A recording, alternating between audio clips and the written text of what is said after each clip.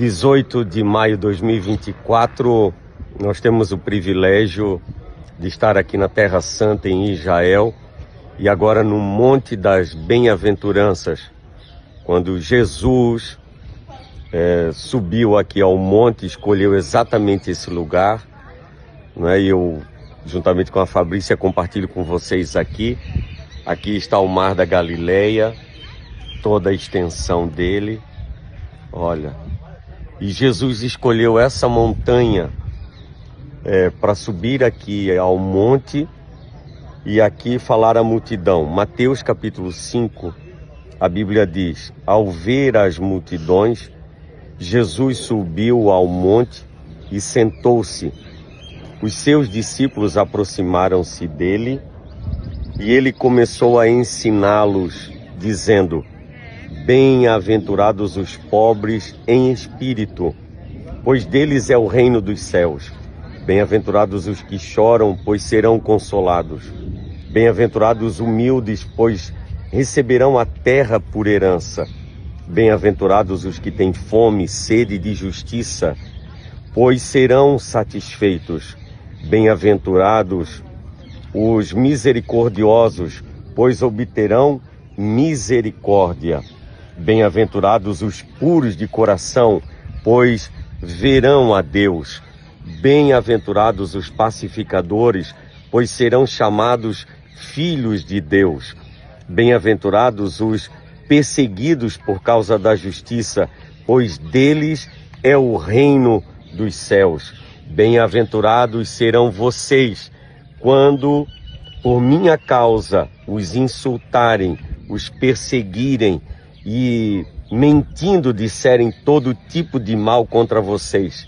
Alegrem-se e regozijem-se, porque grande é a vossa recompensa nos céus, pois da mesma forma perseguiram os profetas que viveram antes de vocês. Palavras do Mestre Jesus. Aleluia. Fabrícia.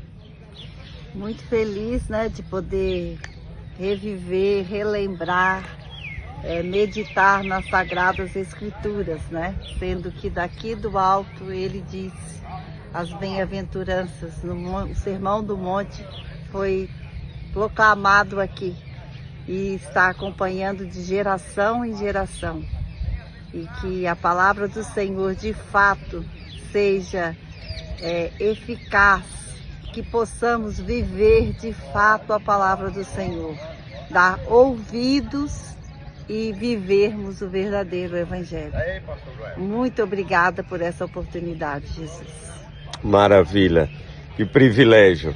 Pastor Zilmar está chegando aqui, nosso líder espiritual. Que maravilha, meus irmãos, estamos aqui vivenciando esse momento tão lindo, né? Monte das Bem-aventuranças. Aleluia. Onde Jesus deixou ensinamentos precisos para nós. Já tivemos uma alegria, nossa alma está muito jubilante de alegria. Aqui tem uma vista tranquila para o Mar da Galileia, muito grande.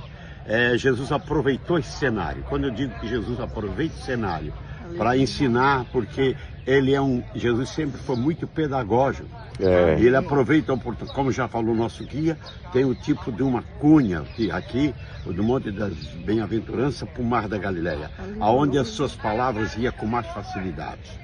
E como ele falou, que as pessoas também receberam a sua mensagem sobre as bem-aventuranças com muita singeleza, porque ele também ensinava com singeleza, ele ensinava com graça, com sabedoria e com graça.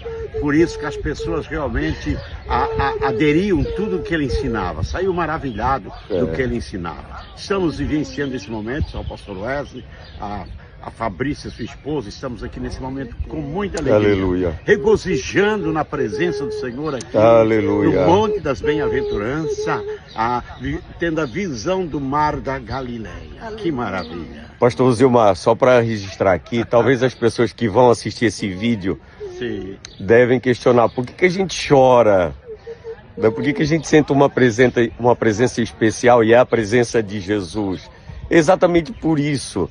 Porque não tem como não se emocionar, saber que ele caminhou por aqui. Sim. A multidão sentada aqui, imagine quantas pessoas sentadas E pessoas pobres, humildes, como o guia falou, aqui por baixo ficava as pessoas, o povoado mais humilde. Ele veio para cá para ensinar. Sim, verdade. Ele amou, ele se apaixonou por essas vidas, pelos mais carentes, pelos mais necessitados.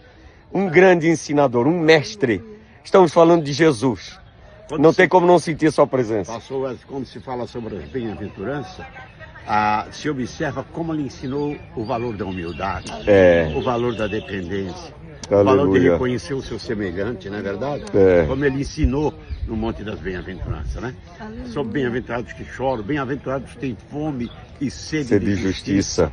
E eu acabei de dizer que o nosso choro aqui no monte, pastor, não é um choro de desespero, de angústia, é um choro de gratidão, é um choro de alegria. De alegria na alma. Na alma, ao ver, ao sentir realmente a presença do Senhor neste lugar. Aleluia. Aleluia. Que maravilha, que maravilha. Aí, vou compartilhar as imagens agora, para vocês terem ideia do jardim aqui, né? Olha aí o jardim. Glória a Deus, glória a Deus, glória a Deus. Aleluia, aleluia. Ó, aqui está registrado, ó, aqui, ó. Ó, Mateus capítulo 5, verso 10. Olha aqui, ó. Glória a Jesus. Lá, o mar.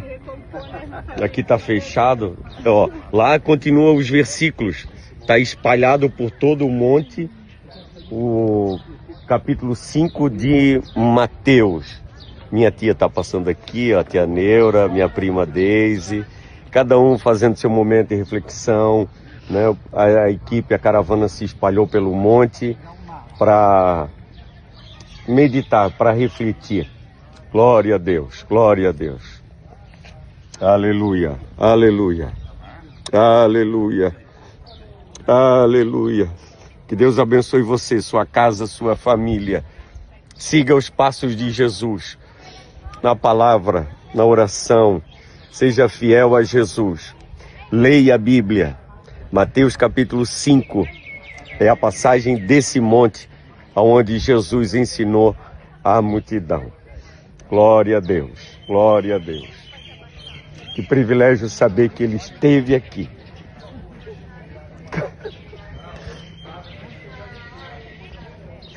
Glória a Jesus, glória a Jesus, glória a Jesus. Jesus caminhou aqui, Jesus subiu nesse monte. Aleluia.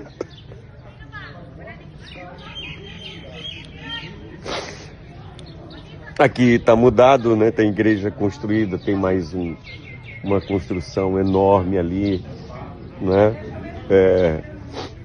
Mas antes, imagina esse monte sem nenhuma construção e a multidão sentada aqui e a sua voz ecoando, falando bem-aventurados. Eu fico imaginando Jesus falando à multidão. Aleluia. Aleluia, aleluia, aleluia. Seja você um bem-aventurado, seja você, sua casa, sua família, abençoados em nome de Jesus. Deus seja louvado. Um dos grandes desafios de qualquer professor é quando a gente... como transmitir o material para os estudantes, né? E Jesus foi o grande professor, e uma coisa muito bonita que a gente vê nos evangelhos é que ele quis transmitir o pensamento dele, que era uma teologia muito profunda, mas ele quis transmitir de uma maneira simples. E ele então utilizou tudo isso que a gente está vendo aqui ao nosso redor, aqui, todos esses elementos da agricultura, da vida das pessoas aqui, no seu ensino. Então é tudo que a gente está vendo aqui, toda essa beleza, os grãos, a mostarda, os espinhos, né, todos esses elementos que a gente estão bem preservados aqui. Agora, no Sermão da Montanha, uma coisa interessante do texto é que, e as pessoas se perguntam, é o seguinte: como aquela multidão conseguiu escutar Jesus? A gente está aqui num grupo grande, né? Mas não é multidão, né? E aqui a gente precisa todo mundo chegar. junto, mas como aquelas milhares de pessoas puderam? Tem 3 explicações aqui nesse lugar aqui. Primeira explicação é o seguinte: tem gente que vê o Monte das Bem-aventuranças como formando uma concha acústica. E na sua sabedoria, Jesus sabia exatamente o lugar aonde ficar para reverberar e para todo mundo escutar. Tá bem? Explicação número 1 é essa. A outra explicação é o seguinte: naquela época, lógico, não tinha alto-falante. Então esse era um problema inclusive dos anciões lá de Jerusalém, quando eles faziam as pregações, também tinha multidão lá, e o pessoal, como o pessoal escutaria? Então tinha na época de Jesus a figura do chamado o tradutor. O que fazia esse tradutor?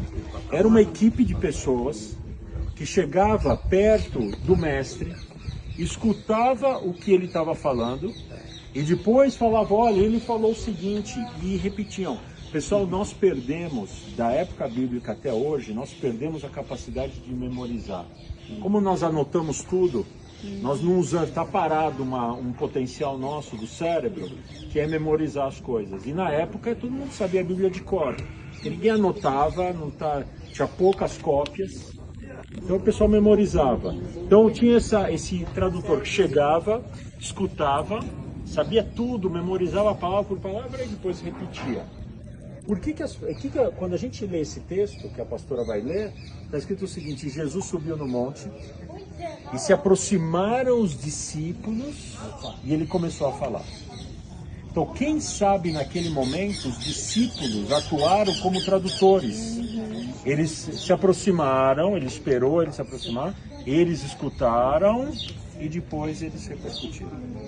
Essa é uma segunda explicação. A terceira explicação, que é a que eu gosto mais, que é o seguinte: pessoal, nós estamos aqui numa terra em que Jesus fez muitos milagres. Então, mesmo que nessa montanha não tenha concha acústica nenhuma, mesmo que na verdade eles não atuaram como tradutores, e mesmo Jesus falando de uma maneira muito mansa, todo mundo conseguiu escutar. Isso foi só mais um pequeno milagre que ele fez. Toda vez que eu falo isso há 10 anos, já arrepia, né? Glória a Deus.